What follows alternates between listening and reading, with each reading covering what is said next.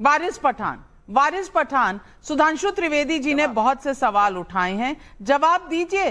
अगर किसी को कोई चीज पे आपत्ति है तो वो कोर्ट जाता है, अगर कोर्ट जाए तो छोटे छोटे जज आग लगा रहे हैं। अरे भैया, ऊपर की अदालतें हैं, ऊपर की अदालतों में जाकर गुहार लगाइए, लेकिन कोर्ट की कार्रवाई को आग लगाना कहना, क्या यह सही है?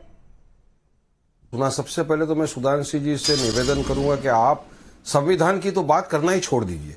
जिस चीज का आप पालन नहीं करते, जो संविधान हमको डॉक्टर बाबा साहेब अम्बेडकर ने दिया है, उस संविधान का तो आप पालन करते नहीं, उसकी तो धज्जियां उड़ाते, तो फिर उसकी दुहाई क्यों दे रहे हो आप? झूठी झूठी बात क्यों करते हो आप? आखिर उस संविधान को अगर हम मानते सुधांशु जी, तो आप तो राज्यसभा के मेंबर है, पार्लियामेंट के अंदर बैठते, उस संविधान की शपथ लेके आप गए। वहीं पर एक कानून पास हुआ था, प्लेसेस ऑफ वर्शिप एक्ट, जिसका आपने जिक्र किया 1991 का। उसमें क्या लिखा था? 15 अगस्त 1947 तक के जितनी भी धार्मिक स्थल है उसका आप नेचर कैरेक्टर चेंज नहीं कर सकते। आप उन्हें सर्वे कर सकते हैं। अरे ओरल ऑब्जर्वेशन है जज का, पर सर्वे क्यों करना है आपको? आपकी मानसिकता क्या है, आपकी मंशा क्या है, आपका इंटेंशन क्या है सर्वे कराने का? अगर कल को वारिस पठान बोल देंगे सुधांशु जी के घर के नीचे कुछ है, मुझे वहां पे खुदाई करना है, अलाउड करेंगे?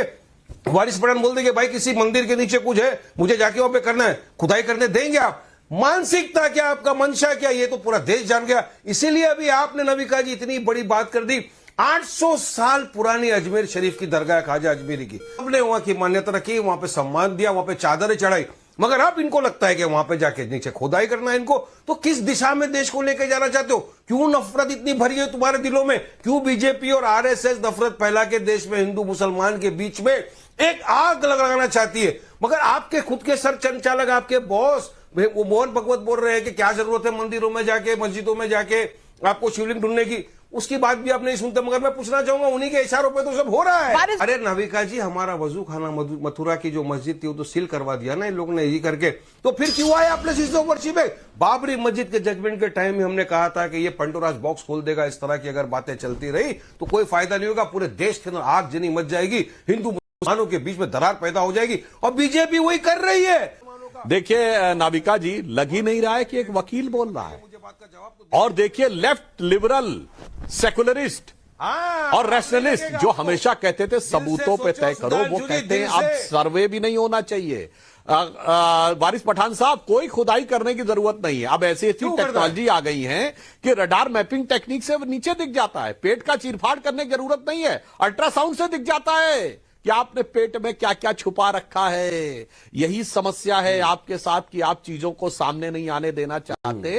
अरे भाई, कौन कह रहा है कि आप अपनी वल्दियत बदल लीजिए? जो स्वरूप है वही रखिए, बस ये पता तो चल जाए असली वल्दियत क्या है। यहां समस्या यह महोदय कि अब नई नई टेक्नोलॉजी आती चली जा रही है। खुदाई पे तो आप पता कराने में लोगों की जान ले लेंगे के ऊपर, जब पता कराने में लोगों की जान ले लेंगे, मुसलमानों को मार डालेंगे, तो बगैर खुदाई के पता लग गया। चिंता मत करिए, कुछ समय में ऐसी टेक्नोलॉजी भी आ जाएगी कि सैटेलाइट से भी पता लग जाएगा नीचे क्या है, ड्रोन से पता लग जाएगा नीचे क्या है। चिंता मत करिए मेरे भाई। जैसे 40 साल पहले कौन किसका बाप है ये यकीनी मामला था, डीएनए टेस्ट से चंद दिनों में पता लगता है। और नाविका जी, ऑन द लाइटर नोट में कहूंगा, इनको दर्द इस बात का हो रहा है कि अंततः अगर सर्वे, जांच और साइंटिफिक जांच हो गई तो ऑन द लाइटर नोट कहता हूं, पुरानी फिल्म थी ना कि अमर अकबर एंथोनी, अमिताभ बच्चन और ऋषि कपूर और विनोद खन्ना जी की, आखिर में अमर अकबर एंथोनी तीनों का बाप किशन लाल ही निकला था। तो आखिर में इनको इस बात का डर है कि सब कुछ किशन लाल का ना निकल जाए,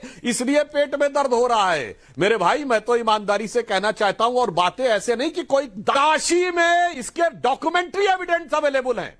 मजलिसे इत्तेहादुल मुसलमीन जो देश की सबसे सेकुलर पार्टी है, उसका प्रवक्ता लॉयर होकर यह कहता है ना किताब देखी जानी चाहिए, ना गवर्नमेंट ऑर्डर देखा जाना चाहिए, ना सबूत देखा जाना चाहिए, ना जांच होनी चाहिए, और उसके बाद जो है वो मान लिया जाना चाहिए। हम तो कह रहे हैं सिर्फ जांच हो जाने दो, काहे घबराते हो? मगर कानून है, वक्फ एक्ट अभी तक एग्जिस्टेंस में है ना, वक्फ एक्ट, आपको अमेंडमेंट लाने की क्या जरूरत है? क्यों चाहते हो कि आप कलेक्टर के हाथ में सब छोड़ देंगे, डीएम के हाथ में सब छोड़ देंगे, और मुसलमानों के वक्फ के बोर्ड के अंदर हम नॉन मुस्लिम को डालेंगे?